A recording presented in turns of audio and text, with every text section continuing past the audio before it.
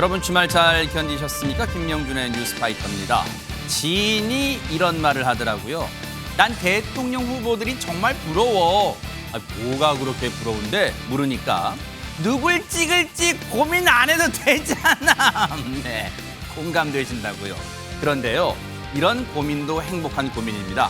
이런 고민조차를 못하는 나라가 상당히 많습니다.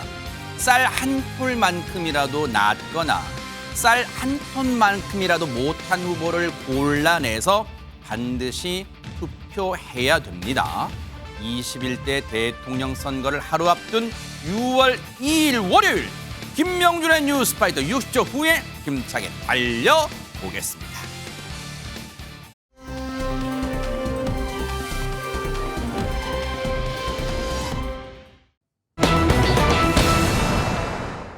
지난 주말이었죠. 정말 충격적이고 경악스러운 그런 일이 있었습니다. 하재근 평론가님. 예, 바로 지난달 31일 오전 8시 43분쯤에 서울 지하철 5호선 결차 내부에서 60대 남성의 방화로 인한 화재가 있었습니다. 진짜. 이 60대 남성이 약 2리터짜리 통에 인화성 물질을 담아서 객차 바닥에 그걸 뿌리고 불을 질렀다고 하는데 네. 이 불이 서울 지하철 5호선의 여의나루역에서 마포역 사이의 터널 구간을 달리던 열차의 네 번째 칸에서 이제 불길이 치솟아 오른 겁니다. 세상에. 바로 열차는 이제 멈췄고 네. 지하철 문을 강제로 개방해서 이제 승객들은 그 지하 선로를 통해서 대피했는데 불을 지른 60대 남성도 자기가 마치 대피한 승객인 것처럼 현장에 있다가 네. 구조가 돼서 들것에 실려 나왔거든요. 어머나? 근데 경찰이 그 혼잡한 와중에도 매의 눈으로 60대 남성의 손을 유심히 본 거예요. 왜요? 손에 그름이 묻어 있었다. 그걸 수상해 보고 경찰이 추궁을 하니까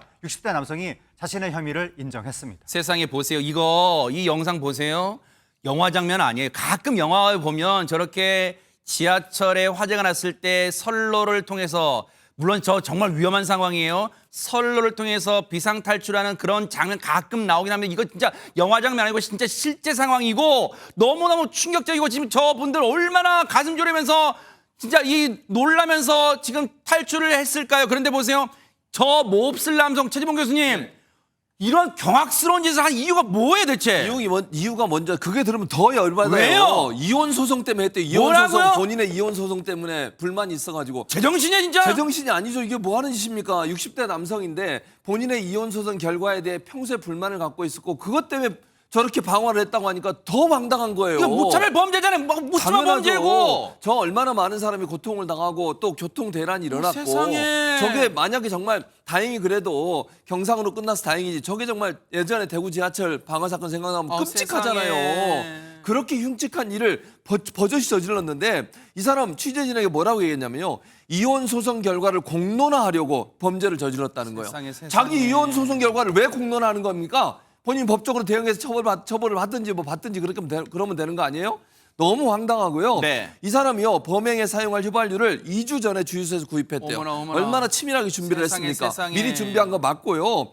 이 사람이요 20대 남성이 형이라고 주장하는 사람이 있는데 형이라는 사람이 이 사람이 구속영장 실질심사에 참석하러 왔을 때 같이 왔어요. 네. 그러면서 뭐라 그랬냐? 방화범은 택시 운전사로 근무하며 네. 이혼 소송 결과에 불만이 많았다고 증언을 했다고 그래요. 그러니까 이혼 소송 결과에 대한 불만이 많아서 범죄를 저지른 게 맞는 것 같고요. 그 내용 중에 하나가 뭐냐면 내야 할 위자료가 높게 책정돼서 불만이 많았다는 얘기까지 있습니다. 그러면 본인이 내야 될 위자료가 많다는 이유로 저렇게 많은 사람들을 피해를 당하게 만드는 범죄를 저질렀다는 것은 납득도 되지 않고요. 이 사람의 사고방식은요. 다른 사람에 대한 배려가 전혀 없는 거예요. 맞아요. 자기를 위해서라면 누구든 희생당해도 해야 된다는 이 못된 생각이 이런 참사를 불러오는 이런 나쁜 행동을 불러오는 일이 아니었나 이런 생각이 듭니다. 자신의 이혼 소송에 불만이 있다고 무차별적으로 아무 죄 없는 무고한 시민을 상대로 이런 묻지마식 범죄를 저진다고요? 이 말이 되는 거예요? 이 제정신인 인간이에요? 어떤 얘기를 하는지 들어보시고 이어가 보도록 하겠습니다.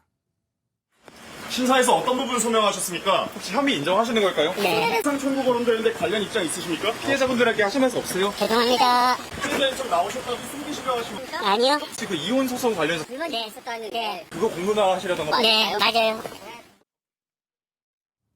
진짜 제정신 아닌 거지. 지금도 어처구니 없게 말하는 게 뭐죠? 네, 맞아요. 이게 지금 반성한 태도가 눈꼽만큼이라도 있는 거예요, 지금 허준 변호사님. 진정한 반성이나 어떤 참회라든가 뭐 위축된 모습 이런 것들이 전혀 보이지 않는 것 같아서 더 분노가 치민다라는 생각이 듭니다. 특히 저는 그 대구 지하철 참사 때 대학교 1학년이었거든요. 그때 제 친구들도 대구에서 정말 사고가 나거나 사고를 당할 뻔했던 아찔한 기억을 갖고 있기 때문에 지금 저 사람의 행동이 얼마나 위험한지에 대해서 너무 지금 무섭다는 생각이 느껴지는데 그런데 정작 저런 행동을 한 본인은 그런 위험성에 대해서 인지하지 못하는 것이 아닌가 하는 생각마저 들 정도입니다. 이 사건으로 정말 천만다행인 거는 그래도 사망하거나 중상을 입은 사람이 없다는 그 인명피해가 크지 않다는 점이 저는 정말 가슴을 쓸어내리는 부분이었다는 생각이 들어요. 네. 현장에서 400여 명이 대피를 했는데 네. 23명이 연기 흡입 등으로 병원에 이송되고 130명 가까이 현장에서 처치를 받았다고 하는데요. 네. 그런데 이들이 단순히 지금 외상이 없을 뿐이지 저 지하선로를 태어나서 한 번이라도 가본 사람이 있겠습니까? 태어나서 맞아요. 처음으로 저기를 서로의 그 휴대전화 불빛에 의지해서 뒤에 언제 불이 더 크게 일어날지 폭발이 일어날지 모르는 그 조마조마한 심정으로 다음 마포역까지 그 대피를 했을 때 그 심정 그거는요 정말 평생을 가도 잊지 못할 그런 트라우마로 남지는 않을까 맞아요. 이 부분이 더 걱정이 됩니다. 그런 부분에 대해서 이 가해자가 죄책감과 참회를 해야 될 텐데 걱정이라는 생각이 들고요. 네. 소방 당국이 이 사건으로 재산 피해가 3억 3천만 원에 달하는 걸로 추산을 했습니다. 이 60대 남성이 저지른 불로 지하철 1량이 일부 소실이 됐고 2량이 불에 그슬리는 피해가 발생했다고 하는데 네. 이 사람이 저지른 죄가 가벼워서 피해가 적었던 것이 아니고요. 시민들과 기관 사이 책임 있는 대처와 성숙한 시민의식 그리고 발빠른 신고 이런 것들이 네. 빛을 발해서 그나마 피해가 적었던 것인데 지금 이 사람 손해배상 같은 법적 어떤 책임을 져야 되겠다는 생각이 들거든요. 형사처벌과 별개로. 지금 서울교통공사에서 손해배상 대응을 검토를 하고 있다고 하는데요. 손해가 있다면 당연히 배상 책임을 져야 될 것이고 아마 형태는 공사 측에서 손해를 직접 물어주고 나거나 아니면 보험사 측에서 손해를 물어주고 나서 구상 청구를 하는 형태가 될 가능성이 높다는 생각이 듭니다. 이 아까 보니까 박성배 변호사님 반성조차 안 하는 것처럼 보이는 저 몹쓸 인간 있잖아요. 그 방화 범행 동기는 더 진짜로 자기의 이혼 소송 때문이었는지는 더 따져봐야겠지만 설령 그게 맞다 하더라도 그거는 지금 납득이 될 수 없는 거예요. 그런데 저 몹쓸 인간 정말 중죄의 어떤 처벌을 받아야 되는 거 아니에요? 어떻습니까? 비교적 독특한 사건이라 경찰은 이 피의자의 이상 동기범죄 여부 등을 파악하기 위해서 심리 분석을 조만간 진행할 예정이라고 합니다. 참고로 피의자는 이 사건 당시에 마약이나 음주는 하지 않은 것으로 확인됐습니다. 일단 피의자의 구속 여부는 이르면 오늘 결정될 예정인데 현존 전차 방화치상은 무기 또는 5년 이상의 징역으로 법정형 자체가 상당히 높습니다. 경상이지만 다수 인명피해가 발생했고 계획적 범행인데다 중대한 재산상의 피해도 발생했습니다. 무엇보다 범행 동기가 상당히 부적절합니다. 향후 유사 살해 방지를 위해서라도 엄한 처벌이 이루어질 가능성이 상당히 높습니다. 박성배 변호사님 말씀 도중에 저희 제작진이 알아봤더니 조금 전에 구속됐다는 이제 속보가 들어왔고요. 법원이 도망할 염려가 있고 공공의 안전을 해칠 염려가 현재 크다는 판단으로 일단 구속영장을 발부를 했습니다. 당연한 거예요. 저런 인간을 구속하라면 어떻게 하겠어요. 그리고 아까 허준 변호사님 말씀 잘해주셨지만 이번에 보면은 물론 재산 피해는 3억 3천 정도 났지만 인명 피해가 크지 않았던 배경에는요 복합적인 게 작용했다는 분석이 많아요. 서울교통공사도 그동안 많은 노력을 해온 거. 여러분 혹시 아까 보셨어요? 이 열차 내부 그 대구 지하철 참사 이후에 이 서울교통공사가 그 점에 노력했어요. 불에 타지 않는 의자로 지하철 내부를 다 교체한 거예요. 지금 보세요. 불에 안 탔죠. 지하철 내부의 열차 이 좌석을 불에 타지 않는 소재로 다 교체한 거예요. 그리고 여러분들 지하철 타보시면 물론 평소에는 뭐야 저거 말고 좀 재밌는 거 영화 틀어주면 안 되나 할 정도로 계속 이 지하철 화재 대비 영상 나오죠. 근데 그게 도움이 된 거예요. 부지불식간에. 이번에 시민분께서 베테랑 기관사분과 함께 협력한 게 뭐냐면 소화기 위치가 어딘지를 빠르게 알아낸 거예요. 그래서 소화기를 같이 분사하고 저 화재를 진압하는 데 도움을 준 거예요. 그리고 앞서 말씀하신 것처럼 빠른 신고 덕분에 베테랑 기관사분이 빠른 조치를 했고 이 시민분들을 터널 안 무섭지만 정말 어두컴컴하지 무섭지만 저곳으로 빨리 대피시킬 수 있는 정말 합작품이었어요. 정말로 그동안 많은 분들이 지하철 안전을 위해서 노력한 결과물이 아닌가 그런 생각해 봅니다. 다시는 이런 모방 범죄도 다시는 이런 범죄가 일어나서는 안 되겠다 이런 생각해 봅니다. 자, 여러분과 함께하는 김명준의 뉴스파이터 다음 얘기로 넘어가 보겠습니다.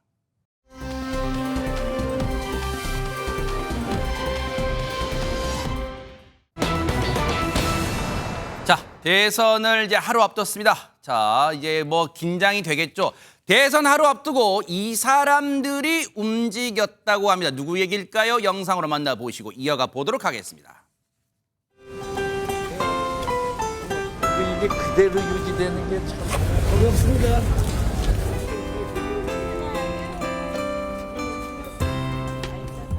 김문수 경기도지사가 KTX 놓고 전자단지 열심히 우리 정부 정책과 맞춰가지고 했기 때문에 그 기억하죠. 열심히 했어요. 그때 경기도지사 할 때.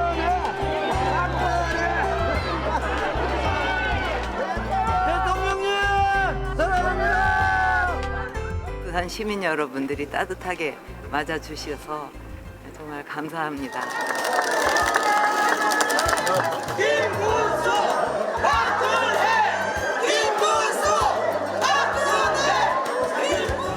많은 기억이 떠오르는 곳입니다.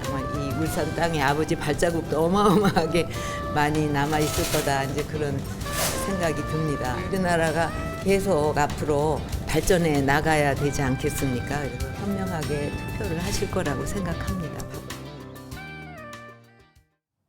두 전직 대통령, 좀 더 구체적으로 말하면 보수 성향의 두 전직 대통령이 마치 약속이라도 한 듯 대선 하루 전에 나란히 움직였습니다. 물론 장소는 다릅니다만 송국권 평론가님 어떤 배경이 있을까요?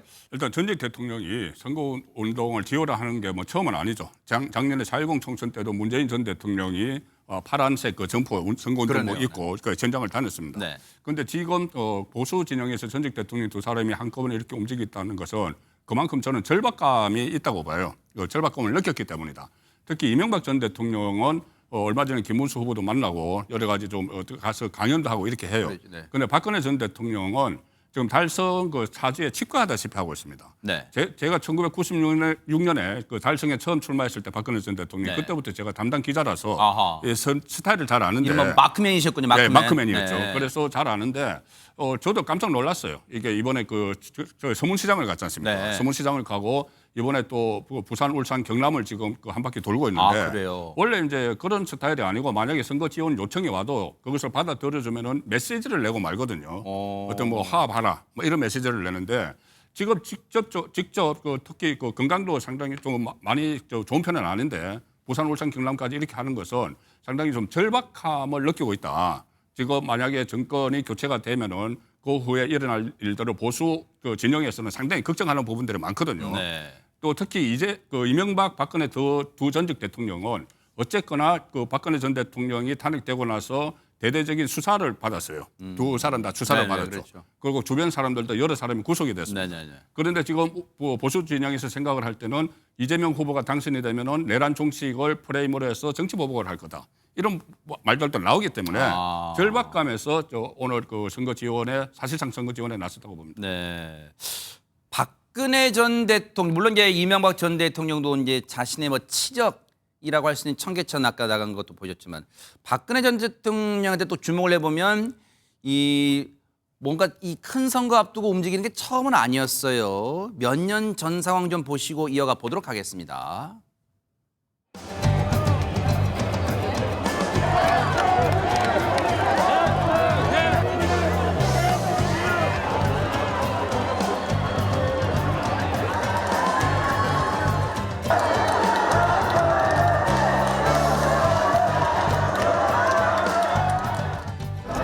며칠 전에 그 김문수 후보께서 동성로에 이제 유세하실 때 거기 많은 분들이 좀 저를 한번 보고 싶다 그런 말씀을 이제 하셨다고 듣고서 제가 이제 가슴이 뭉클해가지고 아 내가 진작 가서 뵈야 되는데 이렇게 됐구나 하고서는 오늘 이렇게 오게 됐습니다.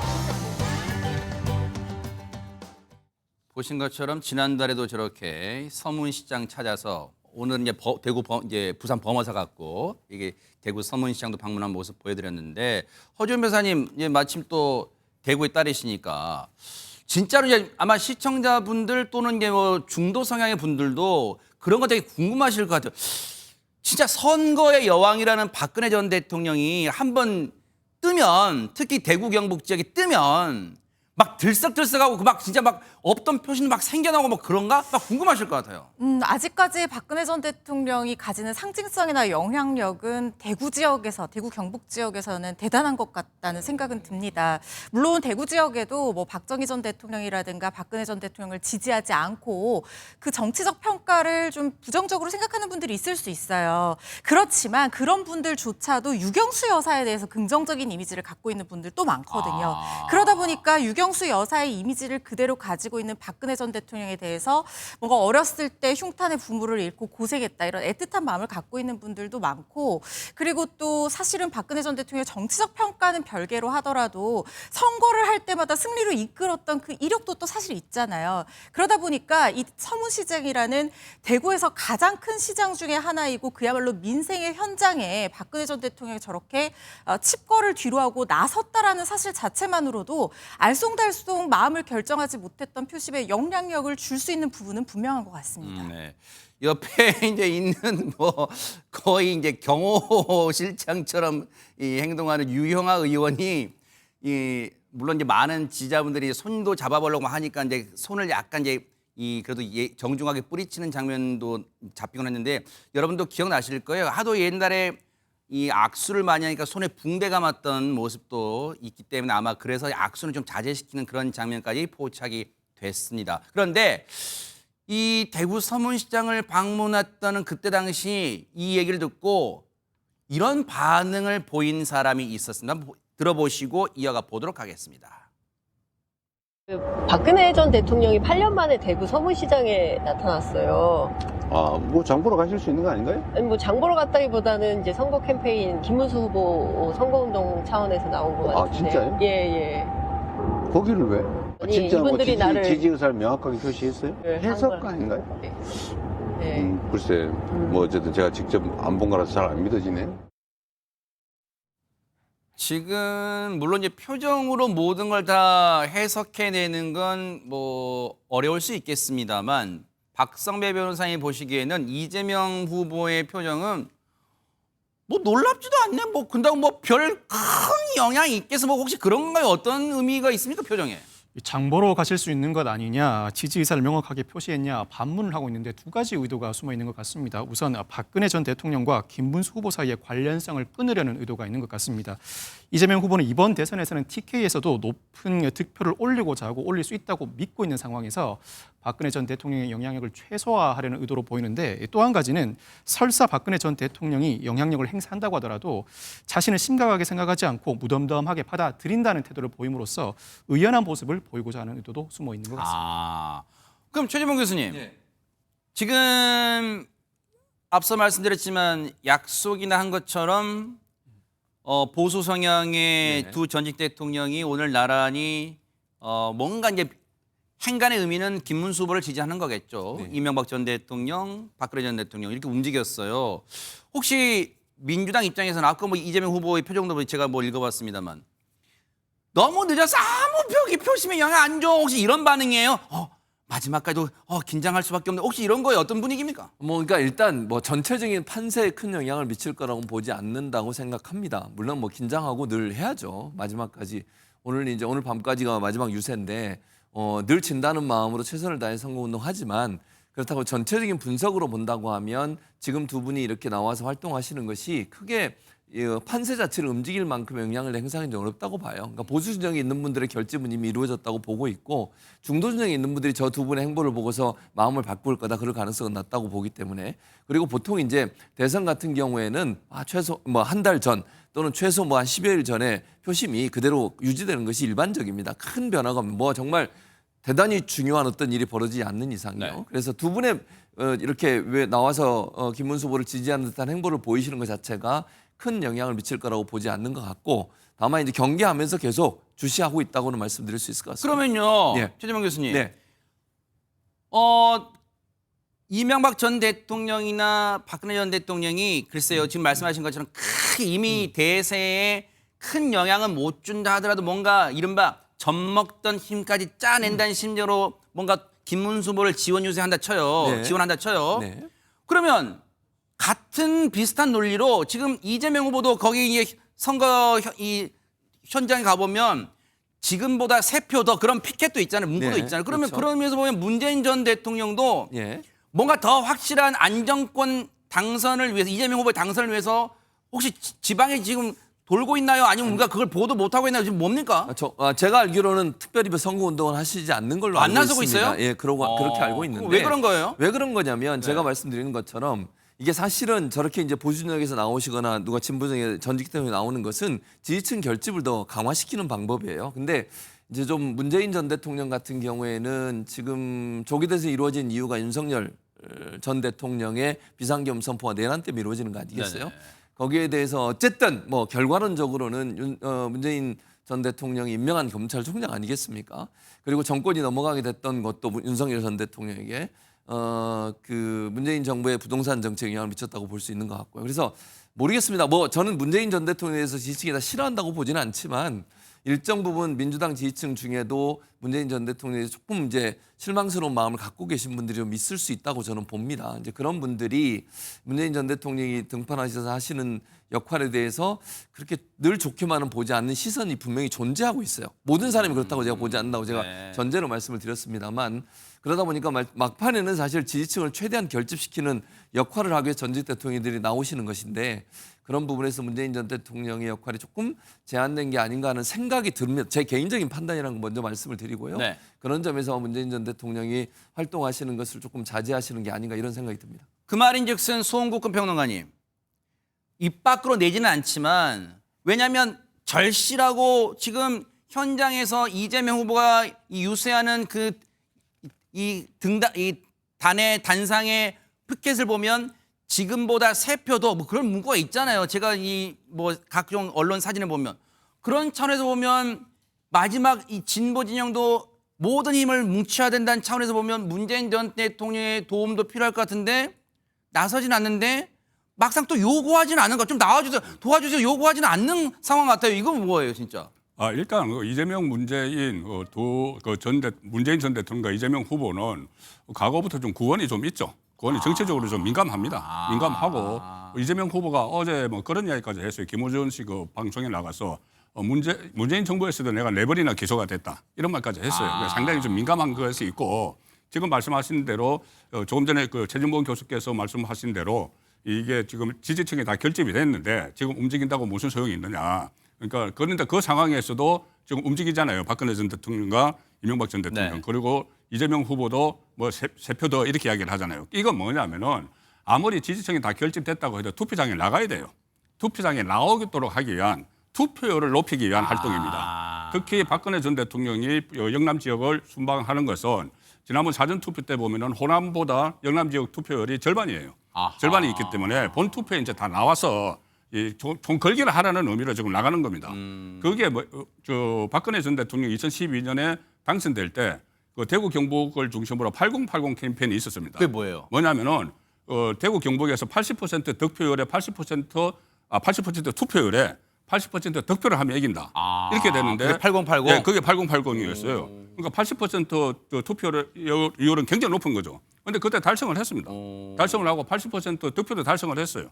그래서 전체 51.6% 얻어서 당선이 됐거든요. 지금 저렇게 활동하는 것은 새로운 지지층을 만들자는 게 아니고 만들 수 있으면 좋지만은 기존 지지층이 투표장에 나가기 위해서 저희를 활동을 하는 걸로 보시면 됩니다. 한 가지 오해를 불러일으킬까 봐 제가 명확하게 그래, 말씀을 그러시죠. 드렸는데 네네. 왜냐하면 송은권 평론가의 개인적 의견으로 두 사람이 구원이 있다고 그랬는데 전혀 그거 아니고요. 이제 드디어 이제 불 붙네요. 이제. 그러니까 네. 아, 네, 그거는 드디어 불 전혀 붙습니다. 동의할 네, 수 네. 없고 문재인 전 대통령과 이재명 후보의 관계는 참 좋아요. 그게 아하. 나쁘지 않은데 네. 제가 아까 말씀드린 지지층 중에 일부가 네. 문재인 전 대통령에 실망감이 있다는 건 분명해요. 그건 제가 말씀을 드렸고요. 네. 다만 이재명 후보와 문재인 전 대통령의 관계가 나쁘다 이건 전혀 사실이 아니고요. 두 사람의 관계는 참 좋다 이렇게 말씀드리겠습니다. 자, 그런가 하면 이제 선거가 뭐 D-1이지만 이제 사실상 지금 몇 시에 6시 넘어갔으니까 오늘 자정까지지만 자정은 6월 3일이 되기 때문에 오늘 밤 11시 59분까지가 정확히 공식 선거운동 기간이겠죠. 그러면 몇 시간 안 남았어요. 마지막으로 이제 열심히 할 거예요. 그런데 각각의 후보들 입장에서는 뭐 호재, 악재 그런 게 있을 거 아니에요. 김문수 후보 입장에서는 이걸 호재라고 여기는 수 있을까요? 뭔지 영상 보시고 이어가 보도록 하겠습니다. 학력을 가지고 제 아내를 그렇게 이야기하는 걸 들으면서 제가 상당히 가슴이 아프고 제 아내가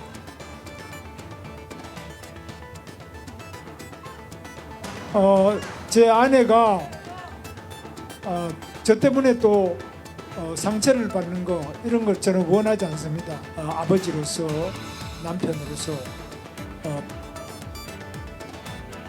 힘내세요. 김문수! 제 아내가 왜 고등학교 나온 사람이 무슨 영부인을 하느냐부터 시작해서 아니 초등학교 나오면 영부인 못합니까? 뭐가 문제가 있습니까 그게? 제가 선거운동하는데 그러면 제 아내 보고 당신은 고등학교밖에 안 나왔으니까 제 아내를 갈아치워야 됩니까 여러분? 마지막의 표현과 어투는 누구를 약간 이제 흉내낸 듯한 하다고 이제 언론들은 분석하고 있습니다만 송국건 평론가님, 유시민 작가의 어떤 그 발언이 촉발시켜가지고 여기까지 왔는데 지금 이걸 가지고 어떤 유세 때마다 계속 마지막에 막판에 지금 얘기를 하고 있어요. 혹시 이게 뭔가 막판에 표심 결집에 좀 도움이 된다고 생각하고 지금 계속 얘기하는 걸까요? 어떻습니까? 일단 그 돌출 변수, 대형 돌출 변수가 났다고 판단하는 것이죠. 지금까지 그 선거 전략의 큰 부분은 김문수 후보는 이재명 후보와의 차별화였어요. 이재명 후보와 대척점에서 그러니까 지금까지는 지도력, 그 지도력과 도덕성 이것을 놓고 서로 우위를 내가 우위에 있다는 이야기를 계속 강조를 해왔거든요. 그렇게 할 수 있는 이유가 경기도지사를 먼저 했기 때문에 경기도지사 시절에 업적 같은 것이 있지 않습니까? 김문수 후보는 뭐 강력출도망이라든가 강교신도시 이런 것들.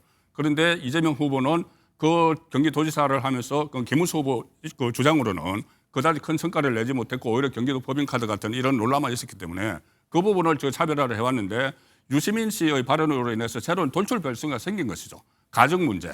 그리고 이것이 또 유시민 씨의 발언뿐이 아니고 그 앞에서 이준석 그 후보가 이야기했던 뭐 젓가락 발언에 연결된 이재명 후보의 자녀 문제 이런 것까지 다 연결되면서 어떤 새로운 젠더 이슈가 새로 생긴 거예요. 젠더 이슈가 생겼기 때문에 그런 이슈가 생기면은 당연히 유권자들의 판단을 구하기 위해서 네. 그 부분을 집중적으로 부각하는 단계에 와 있는 것이죠. 혹시요 유시민 작가의 했던 그 유튜브 인터뷰 관련해서 하재근 평론가님, 설란영 여사 본인은 뭐 반응이나 그런 입장을 안 냈어요? 그러면 어떻습니까? 지난달 31일에 한 유세 현장에서 어떤 유튜버가 설란영 여사한테 이제 요청을 한 거예요. 지지자들에게 한 말씀 해달라라고 요청을 하니까 설란영 여사가 이렇게 훅 들어오시면 곤란하다라고 하면서 어지럽다고 그랬습니다. 어지럽다 그러면서 제가 발이 땅에 닿지 않기 때문에 어지럽다 이렇게 얘기를 했다고 합니다. 그 말을 듣고 주변 사람들이 폭설을 터뜨렸다고 합니다. 하하, 뭔가 애둘러서 그 발언을 이제 비판하는 그런 걸로 해석이 되는 대목이잖아요. 근데 김문수 후보가 뭔가 설화의 피해자만 되는 건 아닌 것 같아요. 뭔가 지금 본인도 설화의 논란에 휩싸이고 있는 듯한 모양새인데 무슨 말인지 한번 보시고 이어가 보도록 하겠습니다. 저 딸 중매가 들어왔는데 판사하는 사람, 또 변호사입니다. 어디 뭐 교수입니다. 누구입니다. 이런 사람이 중매가 많이 들어왔는데 우리 딸이 다 싫대요. 자기는 그냥 지금 우리 사이가 좋대요. 그럼 나는 좋은 사람하고 결혼하는 게 결혼이지. 뭐 자리 보고 결혼하는 거, 또 뭐 돈 보고 결혼하는 거 다 소용없어. 그러면 이건희 회장 딸도 결혼도 자기 좋아하는 사람 반대하니까 그만 중간에. 혹시 최진봉 교수님 이 부분에서 시청자분들 이해를 돕기 위해서 이 부분에서 지금 문제가 되고 논란이 되는 부분이 어떤 건지 좀 지적해 주시죠. 그 뒤에 부분이 지금 잘렸는데요. 그대로 제가 읽어드리면 네. 좋아하는 사람 반대하니까 스스로 극단적 선택해버리잖아요 라고 얘기를 했다는 거. 이건 대단히 잘못된 발언이죠.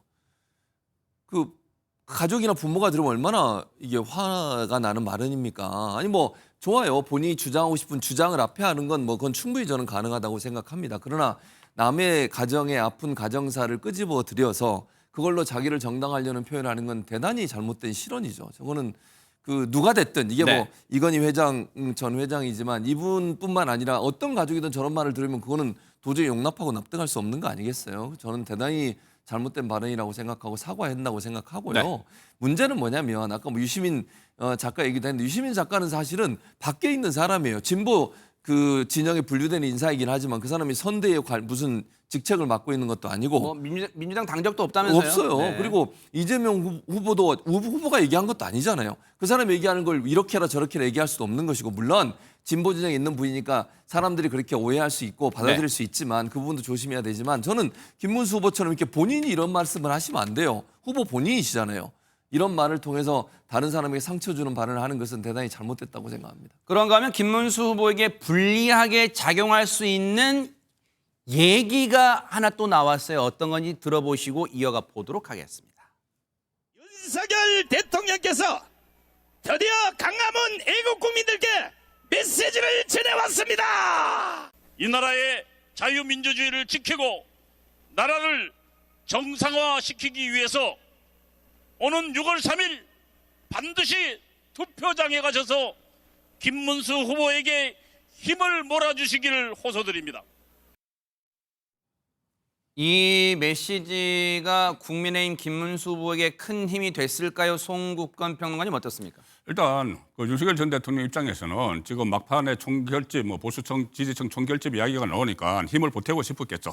힘을 보태고 싶어서 여전히 윤석열 전 대통령을 그 지지하는 사람도 있다고 본인이 믿고 있기 때문에 힘을 보태기 위해서 메시지를 던졌지만은 제가 판단을 할 때는 저 메시지가 나온다고 해서 이 또 지지층 중에서 투표장에 갈 사람이 안 가고 안 갈 사람이 안 가고 그런 건 아니에요. 이미 다 결집이 돼 있습니다. 결집이 돼 있는데 저런 메시지가 나오면은 오히려 저기 공격의 빌미를 주는 거죠.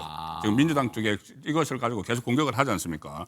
그렇지 않아도 지금 이재명 후보 쪽은 내란 종식 프레임으로 모든 선거를 치르고 있는데 이재명 후보 쪽에서는 이게 일종의 그 호재가 될 수가 있는 거죠. 그래서 그런 부분에 선거 전략적 차원에서는 저 메시지가 나온 것이 안 나온 것만 못했다. 그리고 윤석열 전 대통령은 지금 이번 선거에서는 무조건 이슈에서 지워야 됩니다.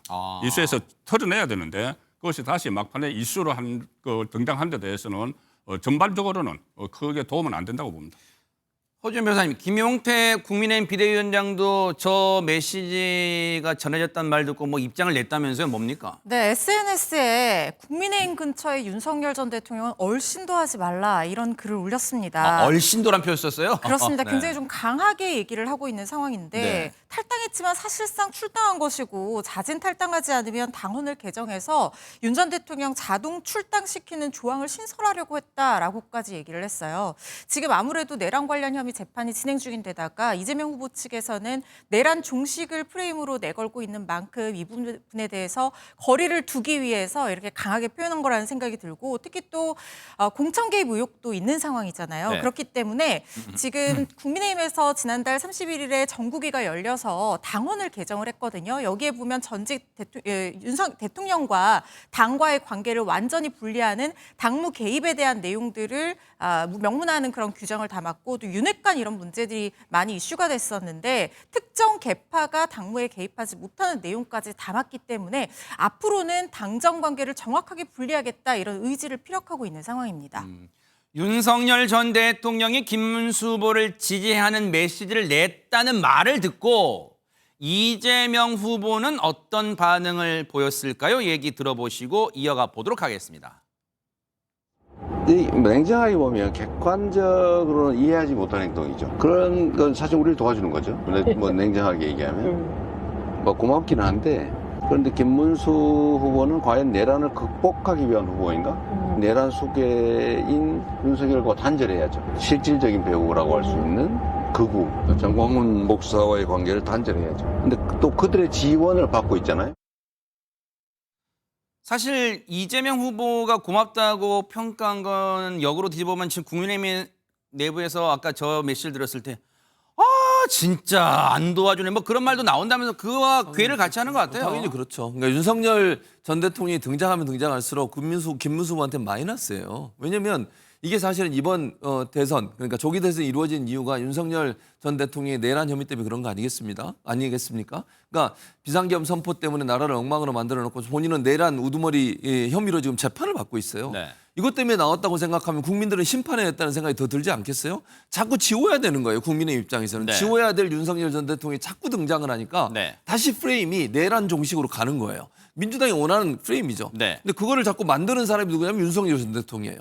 이게 정말 당을 망치고 김문수 후보를 도와주는 게 아니고 망치는 일이에요. 이런 행동을 계속하는 것은 네. 절대로 김문수 후보와 당에게 도움이 안 된다고 저는 생각합니다. 그런가 하면 이재명 후보는 고맙다. 방금 윤석열 전 대통령의 메시지가 고맙긴 한데 이런 표현을 했어요. 그러면 미안한 마음을 갖고 있는 사람들도 있을까요? 얘기도 들어보시고 이어가 보도록 하겠습니다.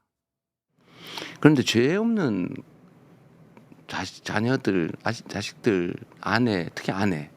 정말 저 믿고 아무것도 없이 저 때문에 이렇게 이끌려 들어왔는데 결국은 견디긴 하는데 제 아내나 가족들한테 너무 미안하죠. 제 아들들이 취직을 못 하고 있어요. 꽤 어쨌든 공부도 하고 그랬는데 취직하면 언론들이 쫓아다녀가지고 가짜 보도를 해가지고 저번에 무슨 화천대유에 취직했다 이런 엉터리 보도해가지고 바로 잘렸죠. 다른 데 다니고. 다른 회사인데 얼마 전에는 영 먹고 살기 어려워서 어디 저 시골 가가지고 교습소 알바를 했어요. 거기를 쫓아가가지고 불법 취업을 했다고. 불법 취업을. 아니 교습소 주인이 불법을 했겠지. 알바한 사람이 뭐 불법을 합니까? 그 기사를 쓰는 바람에 또 잘렸어요. 미안한 마음의 대상은 송국건 평론가님. 지금 들어보니까 김혜경 여사, 부인 김혜경 여사를 포함한 두 아들에 대한, 즉 가족에 대한 미안함을 얘기한 건데 그 미안함의 내용을 이제 비교적 상세하게 얘기했어요. 어떻게 보셨어요? 일단 그 가족이 이렇게 이제 정치인의 가족이 됐기 때문에 어떤 과도한 그 가닥이 틀린다. 그러니까는 그 속된 말로 하지만은 그 검찰이 이제 튼다가 뭐 이렇게 생각을 하는 거예요. 그래서 너무 그 난폭한 수사를 하고 한다고 하는데, 그런데 지금 법정에서 지금 검찰만 그러는 것이 아니고 김혜경 씨 같은 경우는 저 2심에서 벌금형이 2심까지 나왔습니다. 검찰에서 기소를 했고 그 선거법 위반 사건에 대해서 그 법정에서 그 이미 2심까지 유죄가 나왔고, 그 다음에 아들 문제와 관련해서도 뭐 검찰이 약식 기소를 했어요. 그 보통 지금 그 국민의힘에서 볼 때는 이게 약식 기소할 게 아니고 정식 기소를 해야 되는데 오히려 검찰이 봐준 것 아니냐 이렇게 말까지 나와요. 그리고 약식 기소를 한 거에 대해서 벌금 500만 원이 약식 명령이 나왔죠. 그건 법원에서 나온 겁니다. 그렇다면은 지금 검찰이 어떤 뭐 무리한 기소를 했다고 이야기, 본인에게 그 정치보복 차원에서 무리한 기소를 했다고 하고 우리 가족에게도 그렇게 했다고 하는 것이 이 주장의 핵심이잖아요. 그런데 법원에서까지 그걸 지금 인정하는 단계면은 네. 그 말에 대한 설득력이 좀 떨어진다고 봐야 되겠죠. 네. 이제 뭐 내일이면 본투표입니다만 사전투표 기간에 그런 일이 있었잖아요. 남편을 대신해서 대리투표했던 사람. 그 사람이 결국은 영장심사를 받았습니다. 어떻게 된 건지 영상 보시고 이어가 보도록 하겠습니다. 왜 대리투표 하셨습니까? 죄송합니다. 남편과 공모하셨습니까? 아닙니다. 죄송합니다. 불법인 거 알고도 계획하신 건가요? 전혀 몰랐습니다. 언제부터 혹시 계획하신 건가요? 죄송합니다. 전혀 그런 거 아닙니다. 그럼 당일에 결정을 하신 건가요? 순간에 잘못 선택을 했습니다. 이전에 선거사무원 근무하실 때도 대리투표 하신 적 있어요? 전혀 아닙니다.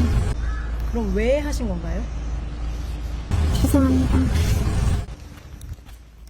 결국은 구속됐습니다만 저 말을 우리가 어떻게 받아들여야 합니까? 선거사무원이 저게 잘못된 건지 몰랐대요.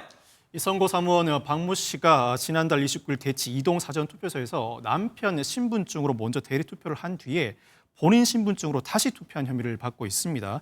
박 씨는 경찰 조사에서 대리투표 사실을 인정하면서도 불법인 줄 몰랐다는 취지로 진술하고 박 씨의 남편도 부인이 왜 그랬는지 모르겠다는 취지로 진술하였다고 하는데 경찰은 박 씨가 선거 사무한 신분인 만큼 진술의 신빙성이 낮다고 보고 있습니다. 법원도 증거인멸과 도주 우려를 이유로 구속영장을 발부했습니다. 알겠습니다.